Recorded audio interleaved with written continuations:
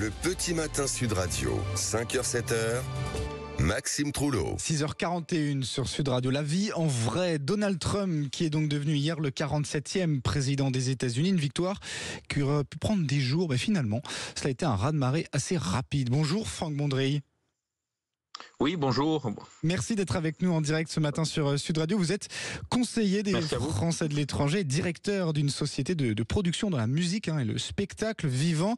Alors vous êtes en direct de Miami, si je ne me trompe pas, c'est ça Oui, c'est ça. Je viens de rentrer à Miami parce que j'étais à New York hier, donc j'ai pu assister à l'élection de Donald Trump à New York. Justement, comment vous avez vécu cette journée qui finalement a été assez rapide Oui, c'est ça. En fait, on a été assez surpris parce qu'on s'attendait à passer la nuit à attendre les résultats. Et puis finalement, on a eu la tendance assez tôt. Et puis, je crois que c'était vers 1h du matin où on a su 1h30 en gros le résultat final.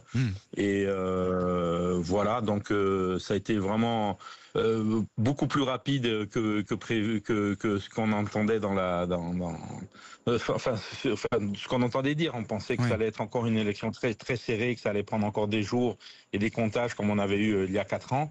Et puis finalement. Voilà, ça s'est passé très vite. Alors vous faites quoi dans la vie exactement, Franck? Depuis combien de temps êtes-vous aux États-Unis? Moi, je suis aux États-Unis depuis 25 ans, donc je suis maintenant franco-américain.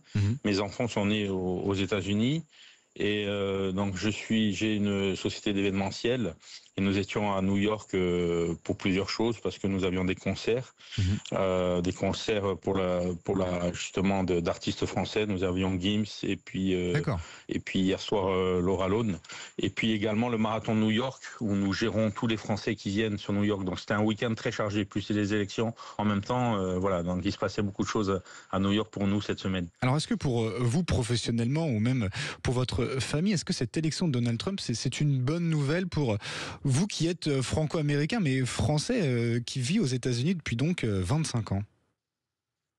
Écoutez, en tant que chef d'entreprise, quand je parle avec les expatriés français ici, c'est vrai que pour nous, on espère beaucoup de ce retour de Donald Trump, puisque son dernier mandat avait quand même été au niveau de l'économie américaine, ça a été de très très belles années pour les entreprises, l'entrepreneuriat, on va dire. Et voilà, donc ça a été quand même 4 ans où on n'a pas eu de guerre, donc on espère justement, d'après ce qu'il dit, qu'il pourra faire des choses pour arrêter enfin tous ces conflits le plus rapidement possible et repartir sereinement et voilà, donc on espère beaucoup de lui et est-ce qu'il pourra faire tout ce qu'il a promis?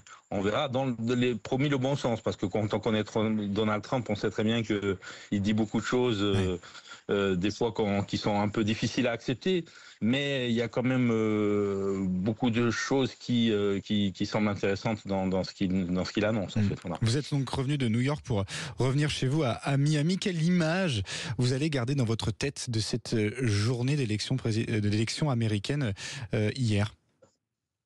Non, mais pour moi, c'est une image assez surprenante, assez calme. Je trouve que tout le monde a l'air d'accepter ça.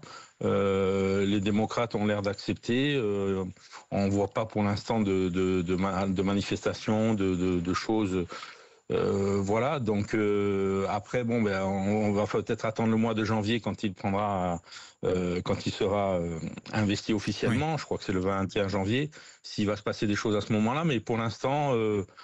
On avait plus l'impression que c'était une guerre sur les réseaux sociaux, les médias, mais le peuple, dans la vie de tous les jours, on ressent pas tout ça finalement.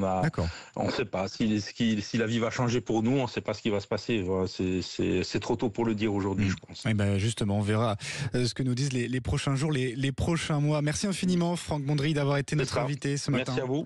Je rappelle que vous êtes conseiller des Français de l'étranger, directeur d'une société de production dans la musique.